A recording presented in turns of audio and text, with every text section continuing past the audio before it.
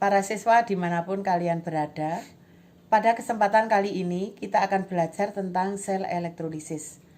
Setelah mengikuti pembelajaran ini, diharapkan kalian bisa mengetahui zat-zat apa saja yang dihasilkan di katoda atau anoda jika dilakukan elektrolisis terhadap larutan atau leburan elektrolit dengan menggunakan arus listrik. Terlebih dahulu akan kita lihat apa itu sel elektrolisis. Elektrolisis berasal dari dua kata yaitu elektro, ini terkait dengan arus listrik, dan lisis yang artinya peruraian. Jadi secara harafiah, elektrolisis itu adalah peruraian dengan menggunakan arus listrik. Jika larutan atau leburan elektrolit dielektrolisis dengan menggunakan arus listrik, maka di anoda dan katoda akan didapatkan zat-zat tertentu hasil peruraian zat elektrolit tersebut. Komponen elektrolisis. Seperti halnya sel Volta, komponen sel elektrolisis ada 3, yaitu katoda, anoda, dan elektrolit. Katoda adalah elektroda negatif dan anoda adalah elektroda positif. Di katoda terjadi reaksi reduksi dan di anoda terjadi reaksi oksidasi. Elektrolit bisa berupa larutan atau leburan. Elektrolisis larutan elektrolit. Reaksi di katoda. Pada prinsipnya, reaksi di katoda adalah reaksi reduksi terhadap kation. Yang pertama, jika kation dari golongan 1A, 2A, Al atau Mn, maka airnya lah yang akan mengalami reduksi. Reaksinya adalah 2H2O plus 2 elektron menghasilkan H2 plus 2 OH negatif. Yang kedua, jika kationnya selain golongan 1A, 2A, Al atau Mn, maka kationnya lah yang akan mengalami reduksi menghasilkan logamnya. Yang ketiga, jika kationnya itu H+, H+ berasal dari asam, maka H+ akan mengalami reduksi menghasilkan gas hidrogen. Reaksi di anoda. Pada prinsipnya, reaksi di anoda adalah reaksi oksidasi terhadap anion. Reaksi di anoda itu tergantung dari anoda terbuat dari anoda inert ataukah anoda tak inert. Jika anoda di dalam sel elektrolisis tersebut adalah anoda inert yaitu PTCAU, maka reaksi yang terjadi adalah yang pertama, jika anion berasal dari sisa asam oksi, maka airnya lah yang akan mengalami reaksi oksidasi. Reaksinya adalah 2H2O menghasilkan 4H plus O2 plus 4 elektron.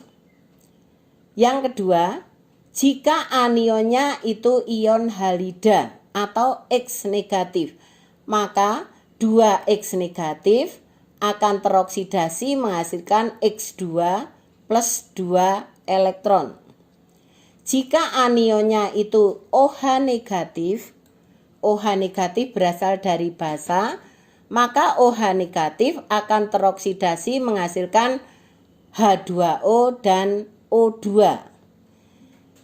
Sedangkan jika anodanya itu tak inert, yaitu selain PTCAU, maka reaksi yang terjadi di anoda adalah anoda akan teroksidasi menghasilkan ion logamnya.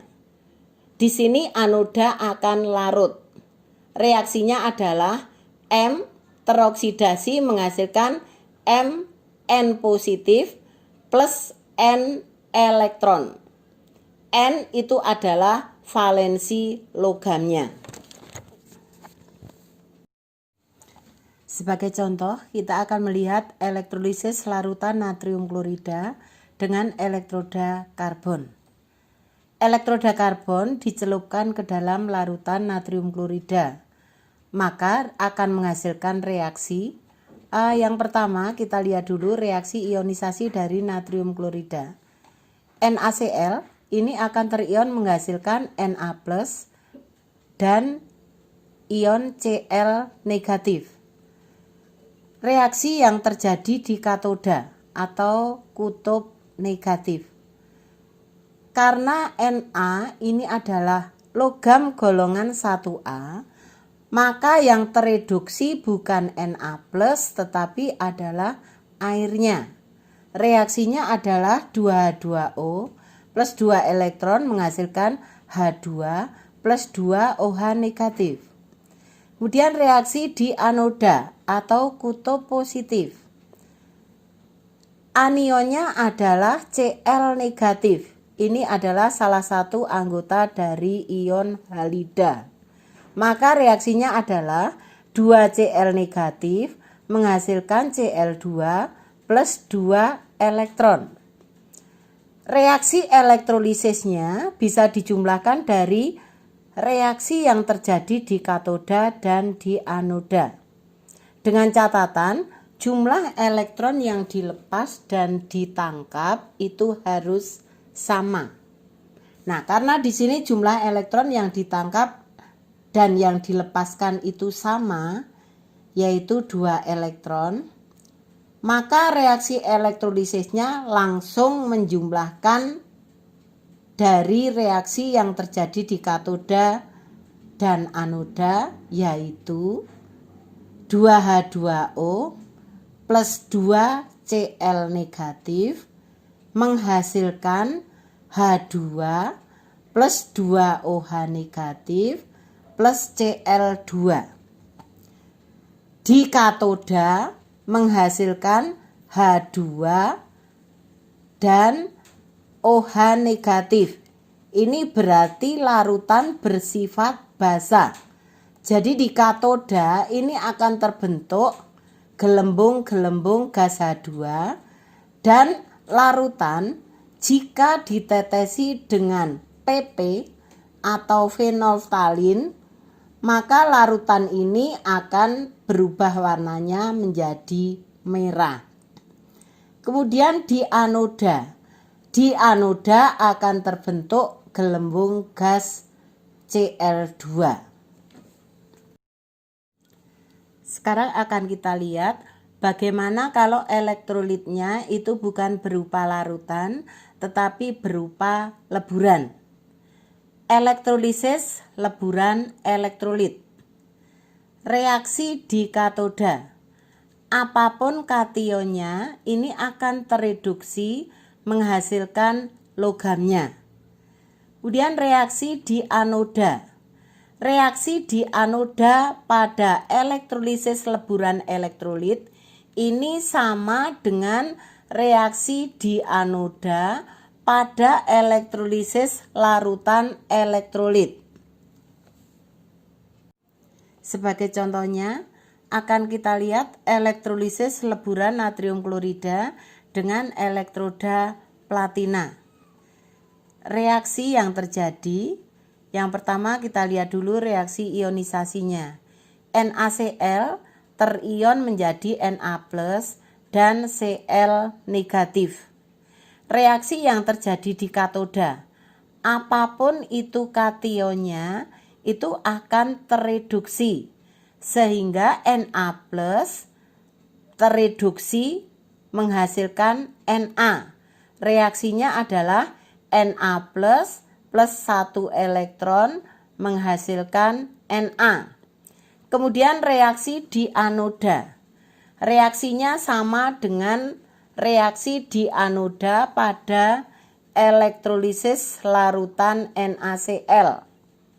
Jadi 2 Cl negatif teroksidasi menghasilkan Cl2 plus 2 elektron.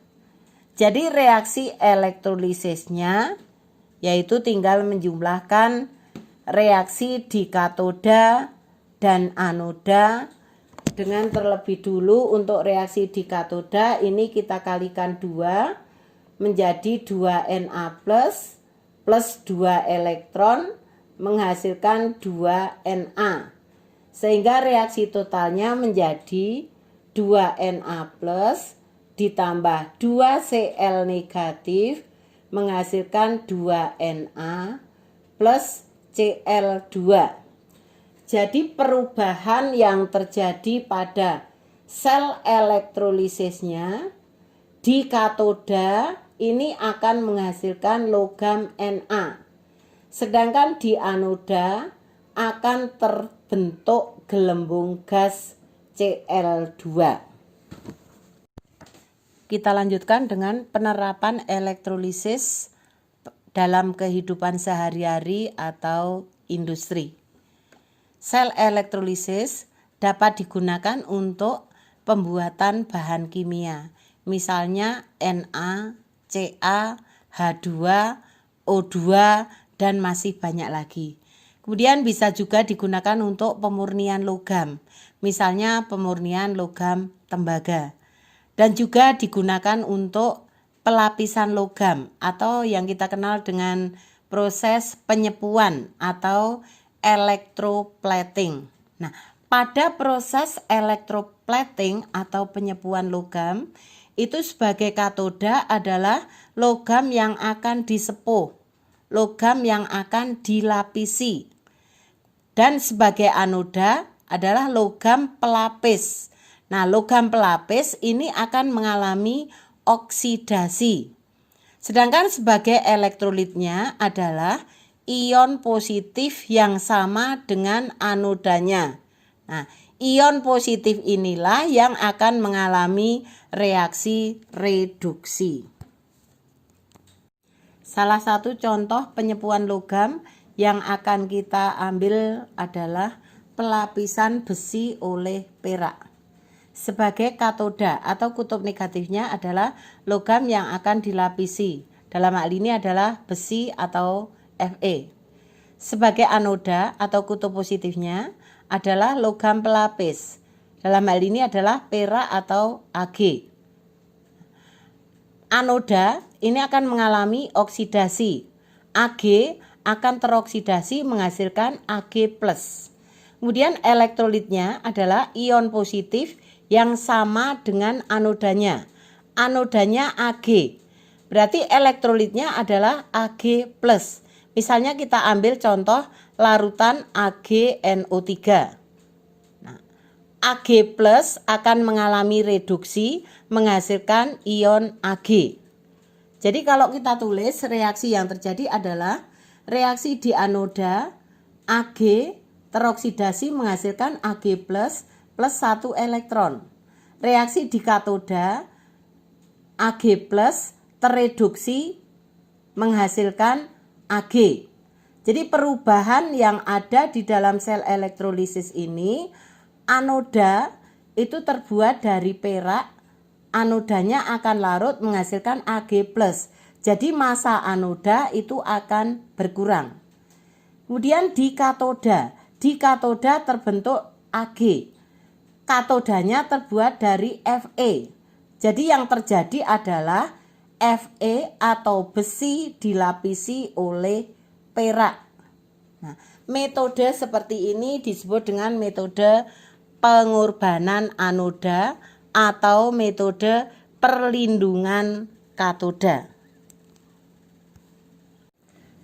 Demikian pembelajaran kita kali ini. Selamat belajar dan tetap semangat.